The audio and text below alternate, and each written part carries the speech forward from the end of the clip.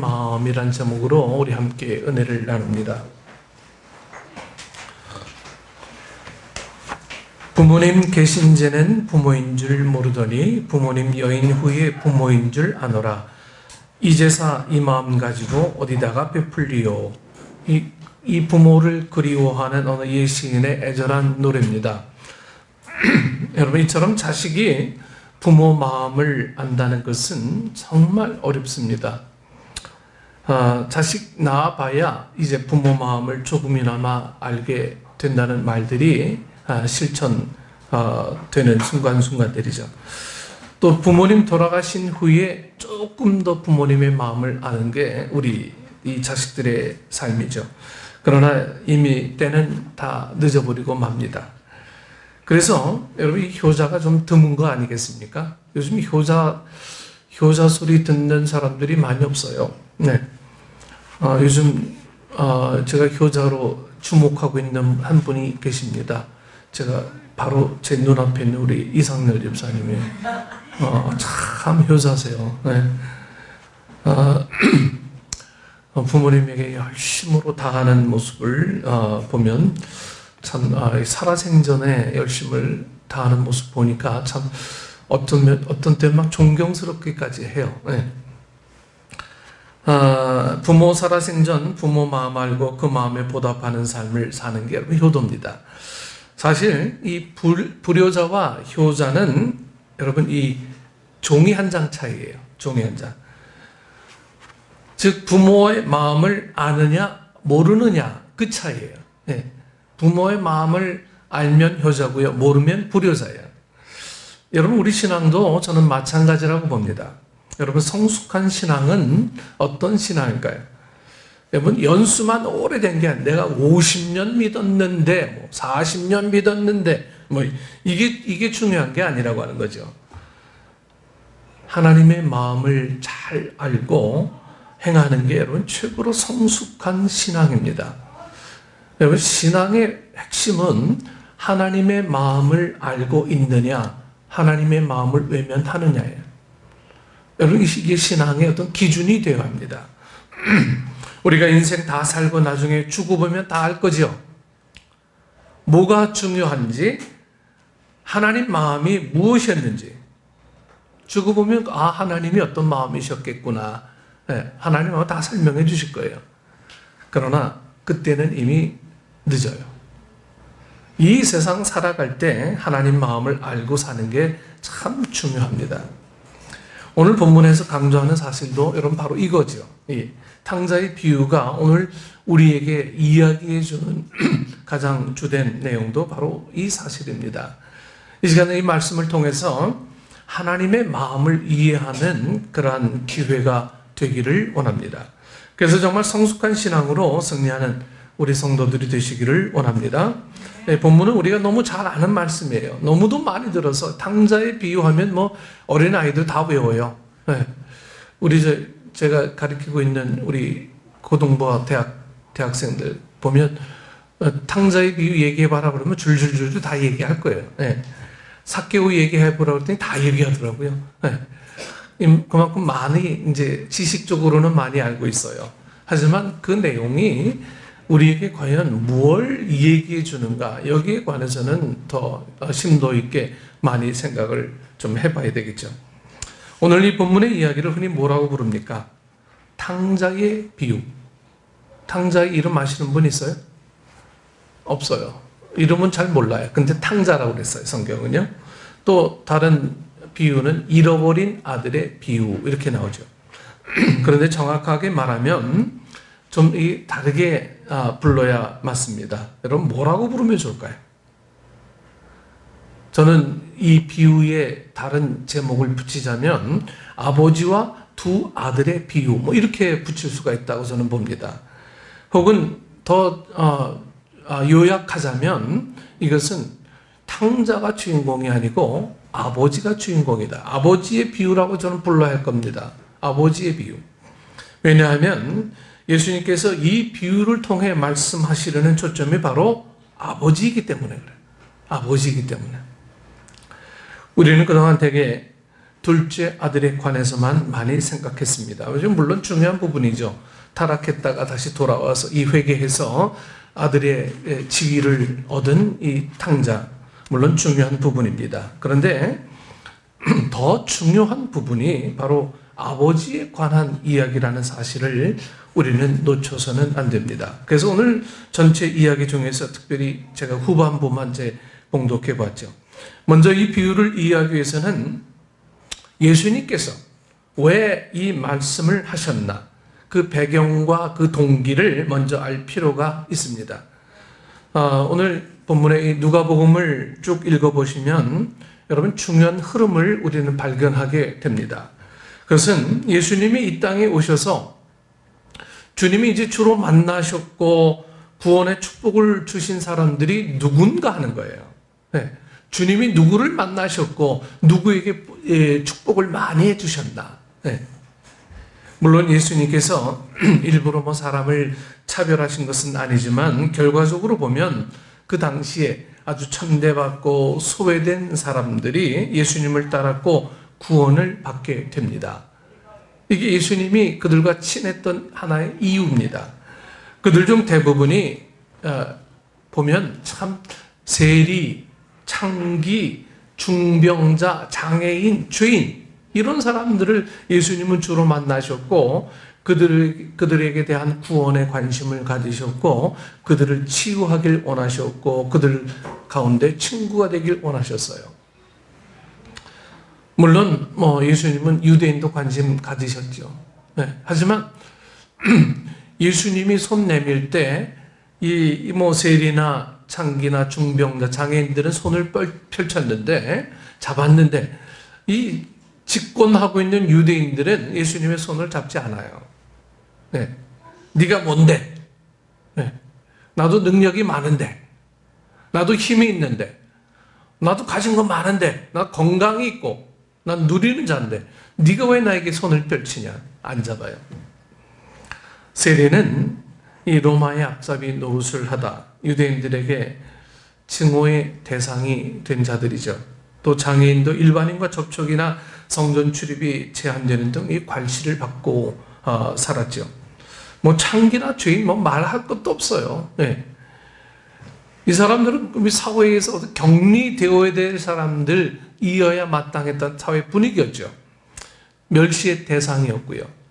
그런 상황 가운데서 예수님은 그들과 가까이 하셨고 함께 먹고 마셨습니다. 유대인 사회에서 여러분 함께 식사를 한다는 것, 여러분 식탁 교제, 이것은 굉장한 의미를, 특별한 의미를 가집니다. 이 함께 식탁을 나눈다라고 하는 것은 유대 사회에서 어떤 의미가 있냐면 하나가 된다 이거예요. 하나가 된다. 네. 여러분 우리 집에서 같이 밥 먹는 사람들 뭐라고 불러요? 식구. 네. 네, 식구라고 부르잖아요. 그러니까 식구는 하나잖아요. 이 사회는 마찬가지예요. 하나가 된다. 네. 그러니까 당시 이 바리새인 또 서기관, 이 제사장 같이 지도층에 있었던 사람들은요, 절대로 선한 사람들과 식사는커녕 상대조차 하지 않으려고 했던 것은 너무너무 당연한 일입니다. 내가 어떻게 너희들하고 하나야? 이렇게 내려고 너희들은 떨어지는 부스러기나 먹고 살아 이거예요. 네. 그러나 이 예수님의 입장에서 보면 누구라도 다 죄인이고 다 회개하고 구원받을 사람들입니다. 여러분 예수님의 시각과 이 당시 유대인과 제사장들의 시각의 차이는 정말 너무너무 다른 그런 시각을 갖고 있었습니다. 지도층 인사라고 자동적으로 천국 가는 것 아니고요. 또 멸시받는 자들이라고 절대로 천국 못 가는 게 아니다라고 하는 것들을 이 사회에는 온전히 받아들이지 않았어요. 모든 인간은 하나님을 떠나 타락한 죄인들이요. 예수님이 바로 인간을 죄와 멸망에서 구하러 오신 분이라는 것. 여러분, 이 사실을 이 유대인들은 망각하고 있었던 겁니다. 오직 우리 민족만 구원받아야 마땅하다. 너희들은 다 이 지옥불에 떨어져야 될 사람들이다. 네, 이런 시각이 있었죠. 여러분, 누가복음의 주제가 바로 이겁니다. 누가복음 19장 10절 말씀입니다.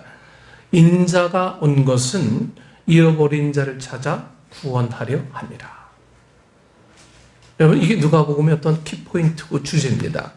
인자에 온 것은 잃어버린 자를 찾아 구원하려 함이다. 여러분, 이것이 예수님의 마음이요, 하나님의 마음입니다. 그런데 안타깝게도 당시 이 자기간에는요, 신앙생활 제일 잘한다고 자처하던 자들이 하나님의 아들 예수님의 마음을 전혀 몰랐어요. 아니, 이상하게 신앙생활 제일 잘한다고 하는 사람들이 그 당시에 하나님의 마음을 제일 몰랐던 사람이에요. 예수님의 마음도 몰랐고요. 오히려 예수님을 오해했고, 더 나아가서 증오하고 핍박하고 죽일 음모까지 세웠던 사람들입니다. 누구예요? 하나님 잘 믿는다고 하는 사람들이 그래요. 결국 십자가에 죽이는 지경까지 가게 되죠. 누가복음 15장 1절 2절에서 모든 세리와 주인들이 말씀을 들으러 가까이 나오니 바리새인과 서기관들이 원망하여 가로되 이 사람이 주인을 영접하고 음식을 같이 먹는다 하더라. 여러분, 이게 잘못된 거죠. 참 신앙이 아닙니다. 참 신앙은 여러분, 하나님의 마음을 아는 거예요. 하나님의 마음. 우리가 믿음 생활 잘한다는 것은 내가 스스로 나 예수 잘 믿어, 여러분, 이렇게 얘기해서 잘 믿는 겁니까? 이 믿음 생활 여기까지만 하면 돼, 스스로 컨트롤하는 게 잘 믿는 겁니까? 아니에요. 내가 예수 잘 믿는다고 하는 것은 하나님의 마음을 내가 어느 정도까지 알고 있느냐 하는 거예요. 이게 기준이 돼야지 하나님의 마음을 정말 우리가 요즘 흔히 하는 말, 일도 모르면서 교회만 왔다 갔다 한다고 예수, 하나님 잘 믿는 겁니까? 이거는 우리 전혀 잘못된 신앙이에요. 하나님의 마음을 어떻게 알 수 있느냐? 여러분, 여기에 대해서 자꾸 궁금해하고 하나님의 마음이 뭘까? 우리가 이런 걸 자꾸 아는 게 여러분 신앙생활에 참 묘미 있고 기쁨이고 그렇습니다. 그래서 예수님은 누가복음 15장에서 15장에만 세 가지 비유가 있죠. 잃은 양의 비유, 잃은 드라크마의 비유, 잃은 아들의 비유. 예. 잃은 아들 얘기해서 그렇지만 오늘 아버지와 두 아들 비유로 다시 한번 재해석하십시다. 해서 잃어버린 영혼들, 죄인과 세리와 창기들, 이런 구원을 간절히 소원하시는 이 하나님의 마음, 예수님 당신의 마음을 내비치고 있습니다. 특히 본문의 아버지와 두 아들 비유는 비유 속에 이 아버지의 마음을 통해 예수님의 마음이 어떤 것인지 아주 강렬하게 표현하고 있습니다. 본문에서 아버지는 하나님 혹은 예수님을 나타내고, 둘째 아들은 세리나 주인들, 맏아들은 바리새인 서기관들을 이렇게 이 알레고리적으로 해석하면 이렇게 굳이 이렇게 이야기합니다. 둘째 아들이 어느 날 아버지에게 유산을 미리 물려달라고 조릅니다. 당시 여러분이 율법적으로는요, 자식에게 재산을 물려주는 방식이 이런 두 가지가 있었어요. 네. 하나는 임종시의 유언, 또 하나는 생전의 증여 방식. 네. 돌아가실 때 유언으로 남겨줘야 물려줄 수 있고, 또 하나는 생존 시에 증여하는 거예요. 증여의 경우에도 재산권을 물려주지만 그 처분권이나 수익권은 아버지 임종시까지 아버지에게 늘 귀속이 되어 있어요. 명예는 아들에게 있지만 이 명예를 아버지가 살아계실 때까지는 처분할 수가 없는 거예요. 되게 좋은 법이죠. 네. 즉, 이 생전에 증여한다 하더라도 자식이 함부로 처분할 수는 없고요. 그 재산에서 생기는 수익금도 아버지 몫입니다. 그런데 둘째는 처분권까지 몽땅 요구합니다. 아버지 내게 돈 주십시오. 근데 돈만 준다고 해서 이게 본인 게 아니잖아요. 아버지가 살아계시니까. 그러니까 내가 이 돈을 사용할 수 있는 권리까지 달라고 하는 거예요. 이 둘째 아들이요. 아주 초법적인 요구를 이 둘째 아들은 지금 하고 있습니다. 그러나 아버지는 어떻게 합니까? 다 내어줘요. 아버지는 그냥 네가 원하면 다 가져가라. 아마 이 율법상 장남에게, 이 율법엔 장남을 되게 선호해요. 장남에게 두 몫을 주게 돼 있어요. 율법에서는요. 네. 그러니까 이 차남에게는요 3분의 2를 주었을 거예요. 큰아들 거는 3분의 2, 작은아들 거는 3분의 1. 그거 다 챙겨가지고 외국에 가서 탕진한 둘째는 망하고 나니까, 아주 쫄딱 망하고 나니까 그제서야 정신이 들어서 아버지 집으로 돌아옵니다. 그러나 아버지는 어떻습니까? 그를 반갑게 맞이하죠. 너무너무 반갑게 맞이하세요. 뿐만 아니라 이미 자기 몫을 다 가져갔으므로 아무 권리가 없지만 새 옷을 입히고, 여러분 새 옷을 입혔다는 것은 신분의 회복을 의미하죠. 반지를 끼워줍니다. 이 반지를 끼워준다라고 하는 건 특별한 의미가 있어요. 권리의 회복이라고 해요. 권리의 회복. 네. 여러분들이 결혼할 때 왜 반지를 껴주는지 아시죠? 네. 넌 이제부터 내 거야 이거예요. 넌 이제 나한테 권리가 있어. 또 이 약지에다, 이거 약지라고 그러나? 여기다 끼워주는 건 심장과 제일 가까운 거리에 있어서 끼워준다고 그러잖아요. 아무튼 이제 네 삶은 내 권리 속에 있다, 포함되어 있다, 뭐 이걸 얘기하는 거예요. 또 신발을 신겨줍니다. 이것은, 신발이라고 하는 것은 어떤 자유의 회복이에요. 종은 그 당시 신발을 신지 못했어요. 그 당시에는 종은 신발을 신지 못했어요. 그냥 샌들 신었죠. 예, 주인들은 왜 이 사방에 막혀 있는 그 신을 신었는데 종들은 다 거의 샌들. 그 샌들은 신으로 불리지 않았어요. 그러면서 큰 잔치를 베풀어 줍니다. 잃어버렸던 아들을 되찾은 아버지의 기쁨. 네. 한참 그러는 중 이제 맏아들이 이제 밭에서 열심히 뭐 땀 흘려 일하다가 이제 되돌아옵니다. 집으로. 그런 집이 난리 난 거예요. 막 잔치가 막 벌어지고 시끌시끌하고 온 동네가 막 뭐 아주 뒤집어진 것처럼 막 그 잔치를 해요. 막 평소에 듣지 못했던 풍류 소리가 막 나오고요. 그래. 이 큰아들이 종에게 물어보고 사정을 알게 된 맏아들은 축하하기보다 어떻게 합니까? 심통이 막 나는 거예요. 막 이게 막 올라오는 거예요. 네. 아버지는 이 큰아들을 달래보지만 그의 마음이 너무너무 이제 완고합니다. 여러분, 이 아버지와 맏아들의 대화 내용을 여러분 잘 한번 살펴보세요. 여러분 얼마나 다른 모습입니까? 28절 이하를 보면 맏아들은 뭘 주장합니까? 자기 의의를 주장해요.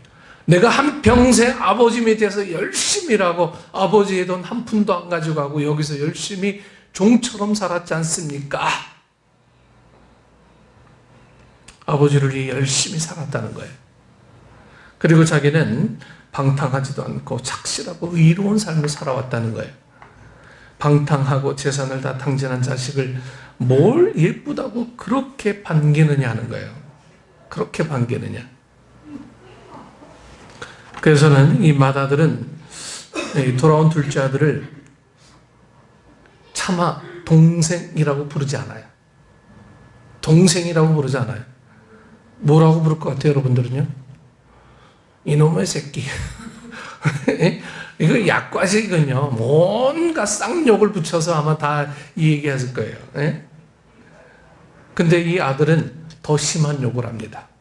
무슨 욕을 하는지 아세요? 본문은요. 당신의 이 아들이, 당신의 이 아들이라고 이 큰아들이 아버지에게 동생을 그렇게 불러요. 여러분, 이 아버지의 마음이 얼마나 아프겠어요. 저에게도 이제 아들 셋이 있습니다. 셋째 놈이 나한테 당신의 큰아들이 여러분 이렇게 부른다면 제 마음이 어떻겠습니까? 네? 우리 저 소현이가 주현이한테, 아버지한테, 당신의 둘째 딸이 참, 이게 눈에 안 봐도 그려지죠. 이 상황이 어떤 상황인지요. 네? 남으로도 그렇게 부르지 않을 거예요. 남이라도. 불평과 원망이 가득 찬 모습이 막 눈에 막 선합니다. 물론 이 맏아들의 주장이 다 맞는 말일 수 있어요.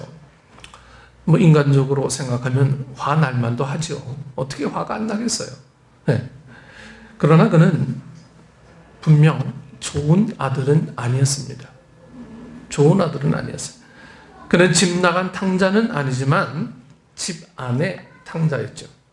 여러분 왜 그렇습니까? 그는 겉으로는 착실했지만 아버지의 마음을 전혀 이해하지 못한 아들이기 때문입니다.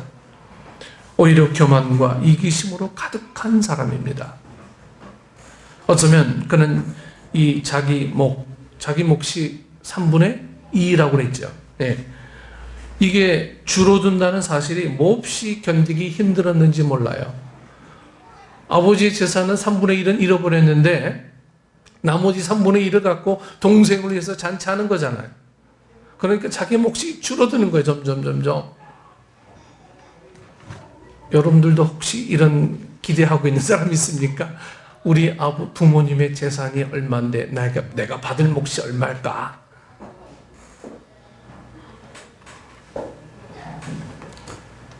여러분, 주는 사람 마음이지. 네? 요즘은 뭐 내가 권리를 찾는다라고 하는 이것은 전혀 어리석은 생각입니다. 네? 주면 받고 안 주면 말고 해야죠. 네? 여러분, 그런 마음가짐으로 아버지의 마음을 이해한다는 것 참 무리인 것 같습니다. 네. 만약 그가 매일 이 동구 밖에 나가서 집 나간 아들을 애타게 기다리던 이 아버지의 마음을 조금이라도 알았다면 여러분 그렇게 할 수는 없었을 거예요. 네. 매일 동구 밖에 나가서 이 둘째 아들을 기다리는 아버지의 마음을 여러분 조금이라도 이해했다면 이 맏아들은 이런 표현을 당신의 이 아들 이런 얘기를 절대로 하지 않았을 거예요. 자기도 아버지와 함께 동생이 돌아올 것을 간절히 소원하고 아버지를 위로했을 거고 돌아온 동생을 함께 기뻐하고 함께 사랑했을 거예요. 아이고 이제 돌아왔니? 같이 그냥 껴안고 이 동생을 축복해주고 그렇게 이야기했어야 마땅하죠. 함께 사랑했어야죠.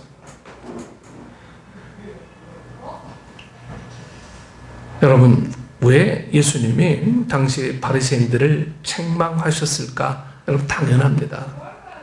사실 그들은 이 맏아들과 같은 자들, 바리새인들이에요. 적어도 이 외적으로 보면 그들은 분명 율법을 열심히 연구했고요. 율법을 지키려고 애썼고, 11조나 금식 기도 등 종교적인 의무를 아주 착실히 감당했던 사람들이 바리새인들이에요. 이 사람보다 더 잘 지키는 사람들이 드물었죠. 그런데 그들에게 있던 결정적인 약점이 여러분 뭡니까? 맏아들과 같은 약점이에요.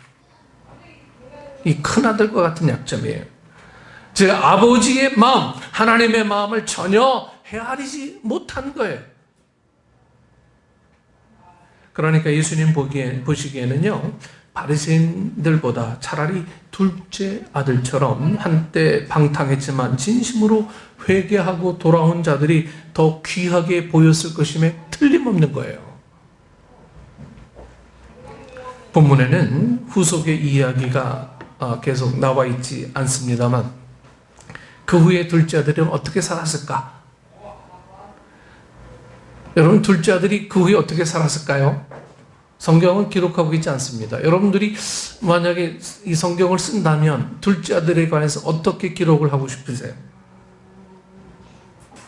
아마 아버지의 마음을 아프게 했던 것을 눈물로 회개하면서 이제는 아버지를 위해서 최선을 다해 기쁘게 해드리고 열심히 살았을 거예요. 저라면 이렇게 썼을 거예요. 네, 아마도 그렇게 살았을 거고, 인간 생각에는 형편없는 사람이지만 아버지는 오히려 그를 기뻐하고 더 좋아했을 거예요. 아버지로서는 당연합니다. 아버지로서는요. 여러분, 오늘 우리도 마찬가지입니다. 우리가 성경 공부를 하고 교회 봉사하고 예배의식에 열심히 참여하고 헌금하고 도덕적으로 살고 다 중요합니다. 소홀히 하면 안 되죠. 그러나 정말 중요한 것은 우리 마음속에 아버지의 마음을 깊이 공감하고 있느냐 하는 거예요. 여러분, 그게 신앙생활의 알명입니다. 아버지의 마음을 모르고 신앙생활을 한다고 하면 늘 겉도는 거예요. 늘 겉도는 거. 늘 시험거리만 찾는 거고요. 늘 불평거리만 찾게 되고요. 늘 내 형편만 생각하게 되는 거죠. 아버지의 마음을 깊이 공감하고 있느냐. 이게 있으면 성숙한 최고 신앙. 이게 없으면 아무리 대단해 보여도 형식적이고 외식적인 신앙일 수밖에 없습니다. 저는 그래서 우리 교회가 아버지의 권위를 다시 회복시켜주는 교회가 됐으면 좋겠다 생각해요. 네. 아버지의 권위가 회복되어지는 거예요. 아버지가 조금 이 남편이 좀 잘못해도요, 조금 높여주고 인정해주고, 네? 존경해주고 위로해주고 격려해주는 그런 분위기가 돼야 돼요. 네? 이게 아버지라서 그런 게 아니고요, 아버지를 통해서 흘러나오는 하나님의 축복의 통로가 분명히 있기 때문이라는 거예요. 오늘 우리는 정말 우리의 남편, 우리의 아버지를 정말 축복의 통로로 바라보는지 아니면 경제수단의 도구로만 보는지, 여러분, 우리 모습을 좀 들여다봐야 되죠. 네. 그렇지 못하면 이 껍데기만 남은 관계로밖에 살아갈 수가 없어요. 껍데기만 남은 관계는 아무런 의미가 없습니다. 그래서 존경해주고 서로 위로해주고, 예, 사랑해주는 것, 이것이 오늘 이 아버지의 마음을 이해하는 믿음의 성도들이 살아가야 할 삶의 자세입니다. 그래서 우리는 아버지의 마음을 아는 자녀가 되어야 됩니다. 그런 자녀는 구체적으로 어떤 자녀일까? 첫 번째로 아버지의 사랑을 알고 감사하는 자녀입니다. 여러분, 이 비유에서 아버지의 이 자식을 향한 사랑이 얼마나 여러분 생생하게 나타납니까? 배반하고 가버린 이 아들이지만 매일매일 동구 밖에 나가서 기다리는 아버지. 네? 찬송가 527장의 이 내용은 여러분 무엇인지 아십니까? 527장이 어떤 찬양이냐면요, 어서 돌아오, 어서 돌아오만 오, 지은 죄가 아무리 무겁고 크기로 주 어찌 담당 못하고 어찌 못 담당하고 못 받으시리요. 우리 주의 넓은 가슴은 하늘보다 넓고 넓어. 여러분, 자식은 부모를 배반해도 부모는 자식을 배반하지 못하는 말이 있지 않습니까? 네. 우리가 때때로 하나님을 배반하고 내 멋대로 살 때도 있지만 하나님은 우리를 용서하시고 끝까지 사랑해 주십니다. 네. 저희 집사람에게 들은 얘기인데요, 이 아들이 누구 걸 훔쳤어요. 그랬더니 엄마가 하는 말이, 어쩜 너한테는 나한테 없는 기술이 있냐, 뭐 이렇게 얘기한다고요. 예. 참, 이 부모님은 이 자식을 보면서 그렇게 끝없이 그냥, 예, 사랑해주고 싶은 마음들의 어떤 단적인 표현의 예라고 볼 수가 있죠. 예. 하나님의 마음이 그런 것 같아요. 하나님의 마음. 우리가 얼마나 이 오류를 범하고 삽니까? 네. 그럼에도 불구하고 계속 기다려주시고 계속 우리를 사랑하시려고 기회만 엿보는 그 하나님의 사랑.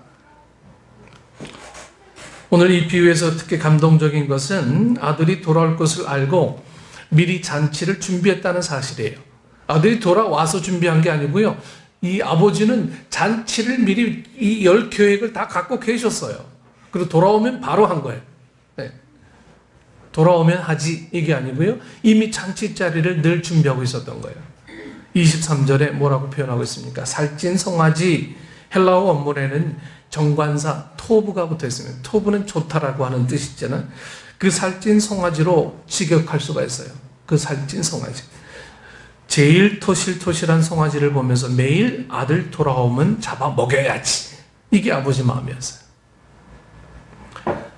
그래서 그렇게 생각하며 점찍어두었던 바로 그 송아지, 요거는 내 돌아온 둘째 아들 몫이야. 이걸 점 찍어놨어요. 그래서 심지어 종들도 익히 알고 있던 그 송아지, 이게 아버지의 사랑이고 하나님의 무조건적인 무한 사랑입니다. 독생자 예수님을 십자가에 내어주신 큰 사랑입니다. 이 사랑은 비단 둘째 아들에게만 향했던 것은 아닙니다. 맏아들이 여러분 화를 냈지만 아버지는 용납하면서 그를 부드럽게 달래죠. 네, 절대로 화 내지 않으셨어요. 31절에 얘야, 내 것이 다 내 것이로 돼. 내게 다 네 건데. 하나님은 우리 모두에게 모든 것을 베푸시는 분입니다. 둘째 아들 사랑한다고 다 쏠려버려서 맏아들에게 사랑이 덜 가는 게 아니라고 하는 거예요. 여러분, 똑같은 사랑입니다. 똑같은 사랑이에요. 오늘 우리 식구들 가운데도 뭐 첫째, 둘째 다 있죠. 왜 나한테는 그렇게 심하게 하고 둘째한테는 아무 소리도 안 해? 네.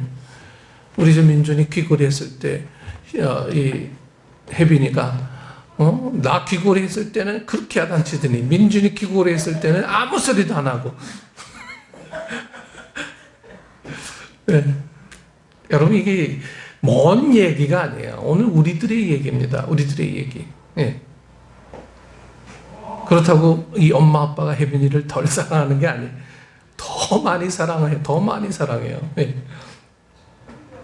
다만 그 사랑을 깨닫고 감사하는 아들이 있고 그 사랑을 모르고 불평하는 아들이 있을 따름입니다.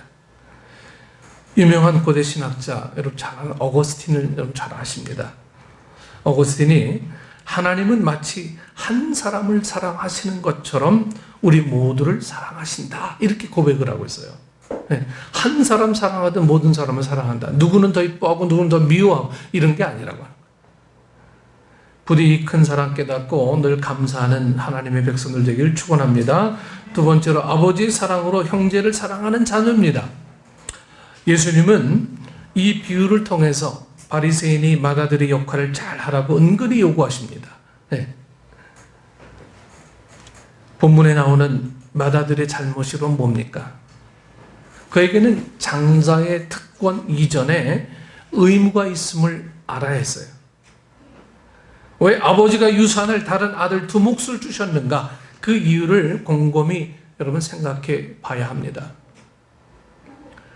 왜 큰아들에게 왜 두 몫을 줬는지 그 의미를 곰곰이 생각해야 돼요. 그것은 율법의 정신인 사랑입니다. 율법의 정신인 사랑. 그런데 맏아들은 몰랐어요. 그게 사랑인지 아니면 당연히 자기가 받아야 될 권리인지 그것만 생각하고 있었죠. 두 몫을 주는 이유는 아버지를 대리해서 할 일이 있기 때문에 맏아들에게 두 몫을 준 거예요. 동생들에게 즉 아버지 노릇을 하라는 거예요. 가끔 영화나 드라마나 보면 이제 이 누나가 있고 이 동생들이 있는데 누나에게 이제는 네가 엄마가 아빠가 돼야 된다, 뭐 가장 역할을 해야 된다, 이런 얘기를 많이 하잖아요. 똑같은 거예요. 오늘 보니까 율법이 그걸 이야기하고 있어요. 율법 정신의 사랑이고, 그런데 이 맏아들은 몰랐어요. 권리만 누릴 줄 알았지 거기에 관한 사랑이 뭔지를 이 맏아들은 몰랐어요.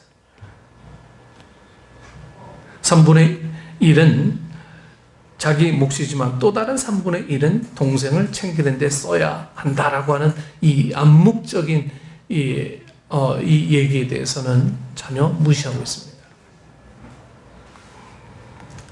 마찬가지로 우리도 하나님의 다른 자녀들을 사랑하는데 여러분 소홀히 하면 안 됩니다. 소홀히 하면 안 돼요. 특히 약한 자들, 소외자, 연약한 자들은 소홀히 되기 쉽습니다. 정죄하기도 쉬워요. 그러나 그들도 돌아오면 다 하나님 자녀 아닙니까? 하나님 자녀. 아무도 죽을 때까지는 지옥 갈 싸움으로 단정할 수가 없는 거예요.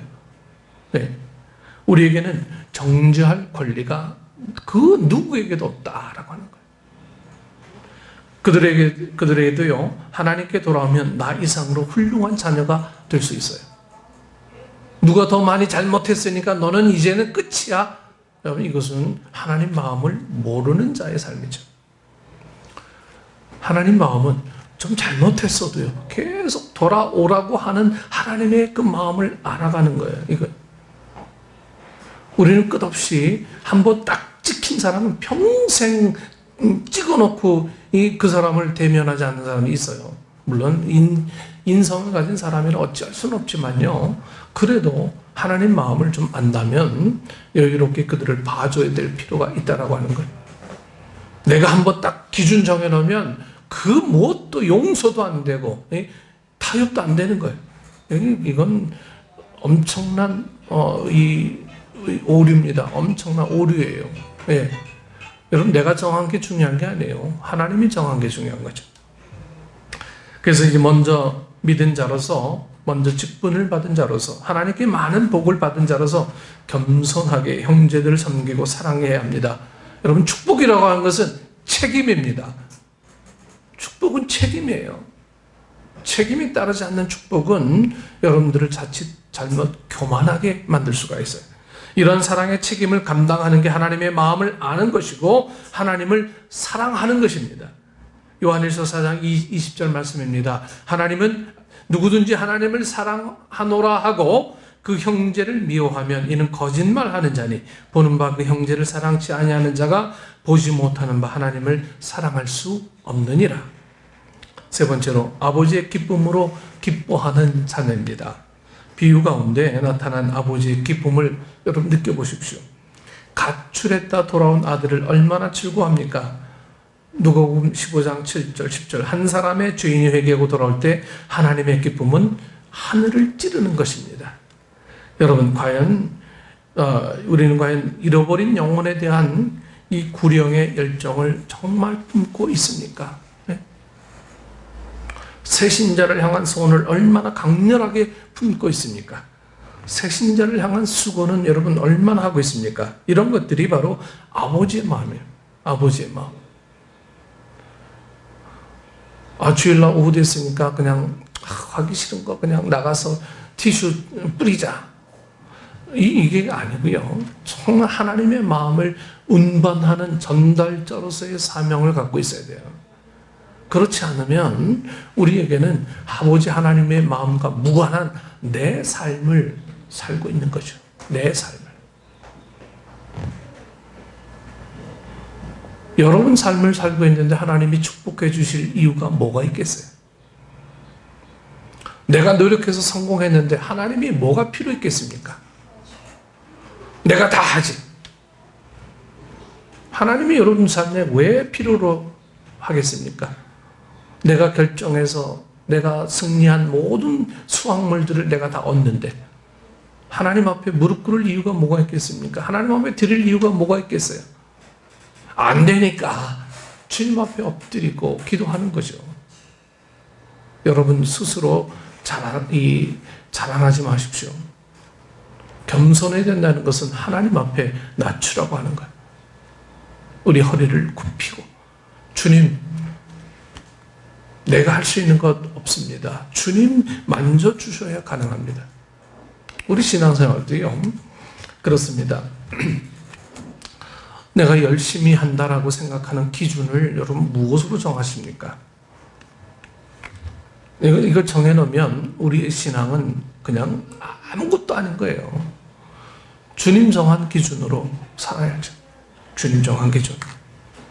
오늘 비유 가운데 나타난 두 아들 중 우리는 어느 쪽입니까? 나는 어느 쪽입니까? 우리 부모들이 재산이 많은데 나보다 더 이 타락한 아들에게 더 많이 준다? 내 반응은 어떨 것 같아요? 내 반응은 어떨 것 같아요? 네. 아버지에게 배신감 느끼고 다시는 얼굴조차 안 보려고 하겠습니까? 우리는 부디 하나님 아버지의 마음을 알고 그 마음에 기쁨을 드리기 위해서 남은 생에 열심히 신앙생활해야 된다라고 하는 거예요. 네. 아버지가 이 잘못한 아들에게 얼마를 주든 그 관계없이 나는 아버지의 마음을 기쁘게 해드리는 그런 아들이 되어야 되는 거예요. 이것이 오늘 이 아버지와 두 아들의 비유에서 오늘 우리에게 주신 하나님의 크신 능력이고 기쁨이라고 하는 거예요. 오늘 정말 우리가 이런 삶의 자세로 살아가고 있는지 우리 좀 돌이켜봐야 돼요. 정말 많이 우리를 돌이켜봐야 돼요. 내가 혹시 집안의 탕자가 아닌가?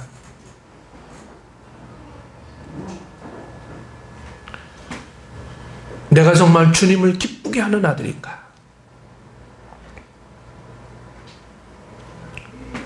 우리의 모습을 돌이켜보고 이 하나님을 기쁘게 해드리고 하나님의 마음을 정말 사랑할 줄 아는 그러한 하나님의 백성 되기를 축원합니다. 기도하겠습니다. 주신 아버지 하나님, 우리는 내가 당연히 받아야 할 권리를 우리 부모에게 요구하고 있다고 늘 생각합니다. 그래야만 그게 바르게 되는 것이라고 늘 생각합니다. 하지만 아버지의 마음은 달랐고 아버지의 마음은 우리와 생각이 전혀 달랐음을 성경은 이야기합니다.